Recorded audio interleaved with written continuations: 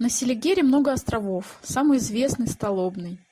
Здесь находится Нило-Столобенская пустынь, которая во время Российской империи была второй по посещаемости православными в мире после храма Гроба Господня в Иерусалиме. Нил Столобенский родился во второй половине XV века в одном из селений в Новгородской земле. Около 1505 года принял монашеский постриг. Чтобы избежать мирской славы, преподобный Нил в 1515 году покинул монастырь для пустынножительства, прошел много необитаемых мест и, наконец, придя в Жевскую землю, избрал пустынное лесистое место близ реки Серемхи. Через 13 лет имя преподобного Нила стало снова известно во многих окрестных селениях.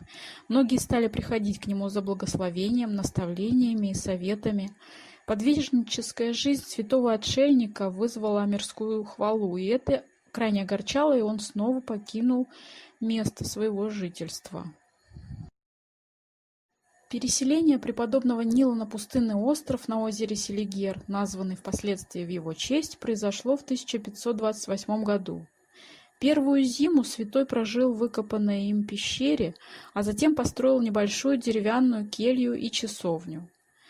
Благодаря наставлениям преподобного Нила многие люди исправляли свою жизнь. По его молитвам они получали помощь от Бога и утешение. 27 лет прожил преподобный Нил на острове Столобном, с великим терпением перенося всякие напасти, скорби и лишения. Дни и ночи он проводил в молитве, не позволяя себе присесть или прилечь. После смерти святого в 1554 году на остров потянулись его последователи и основали монастырь. Время его кончины 7 декабря 1554 года. Над могилой преподобного была устроена гробница, у которой еще до основания обители совершались исцеления болящих. Сохранилось описание многочисленных исцелений, совершившихся у гробницы преподобного Нила по его святым молитвам. В советские годы пустынь пережила и колонию для несовершеннолетних на своей территории, и лагерь для польских военнопленных, и военный госпиталь, и дом для престарелых, и турбазу, пока в 90-е годы вновь не обрела своего монастырского предназначения.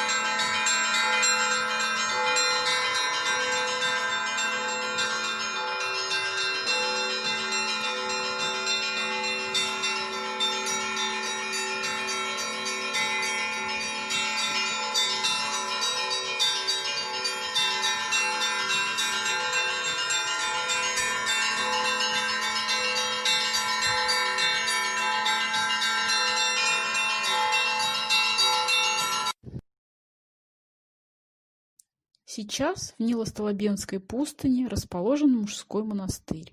Есть гостиница и дом паломника, проводятся экскурсии. В Светлице, деревушке на материке напротив пустыни, сдают дома и комнаты для туристов, а также открыта большая турбаза с одноименным названием и рестораном. В монастыре, соединяющего остров с материком, можно купить все, чем так славится Селигер. Монастырский хлеб, мед, медовуха, чайный сбор, ягоды, а также иконы, книги, магнитики и другие сувениры.